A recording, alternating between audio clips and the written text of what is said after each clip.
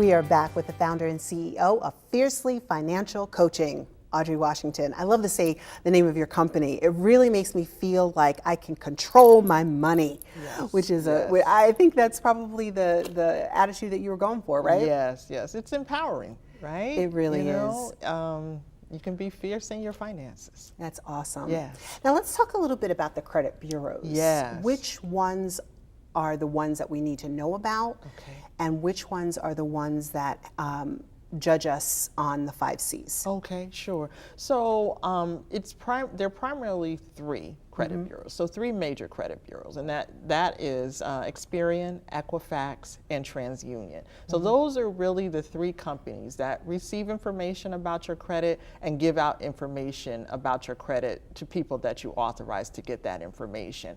And so the credit bureaus, however, they don't really make credit assessments. So they're really not into the 5 C's. The 5 C's really is for the creditor that's giving you the credit, right? So whoever's giving you the loan or giving you the credit card, they're going to focus on the 5 C's. But the credit bureaus just get the information. So creditors who you have debt with send that information, and basically the information is pretty much the same all around. It's who the name of the creditor, some portion of the account number, the amount of the debt. So if for instance it's a car loan, and that's for $15,000, and that's there, what the monthly payment amount is. Those are the things that the creditors would be reporting. Okay, and it's up to the creditor how many of the credit bureaus they report to. So major debt like loans, house loan, car loans, student loans, credit cards, typically, they're going to report to all 3. But, other debts, let's say unpaid bills and things like that, they may or may not. They're going to report to 1, 2, maybe 3. Yes. And so when you talk about calculating your credit score, how is that made up? Then the biggest weight, and this is the one thing, even if you don't know how the breakdown is, understand that the biggest weight on how your score is calculated is based on you paying your bills on time. That's the biggest weight. So 35% is based on your payment history. Another 30% is how much you owe.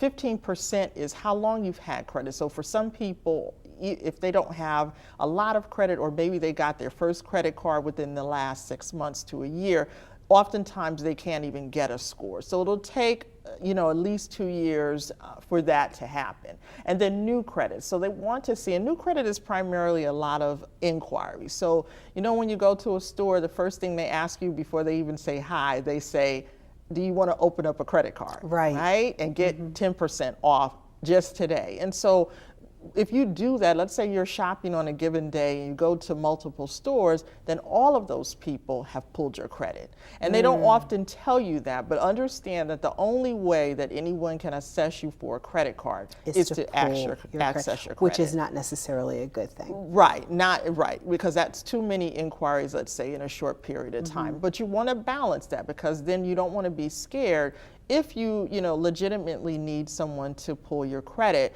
You want to feel comfortable in having them do that. But again, shopping in a day and having 3 to 4 stores pull your credit, that's not a good thing. I just thought of a question, Audrey. If you have credit card debt as opposed to a mortgage, is the credit card debt perceived as bad debt, whereas the mortgage is perceived as more of a positive debt? Right. Do you understand my question? Sure. Okay.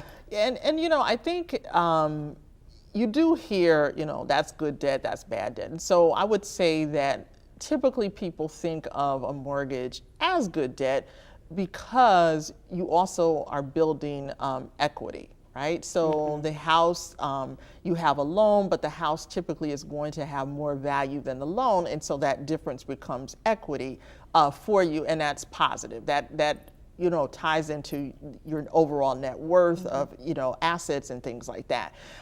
Student loans also typically, particularly government student loans, falls into a category of good debt, because the concept is you're going to school, yes, you're taking out a loan, but you're going to, by virtue of extending your education, you're going to increase your earning power. And so yes, definitely those things. Now, credit cards in and of themselves are not really bad debt, right?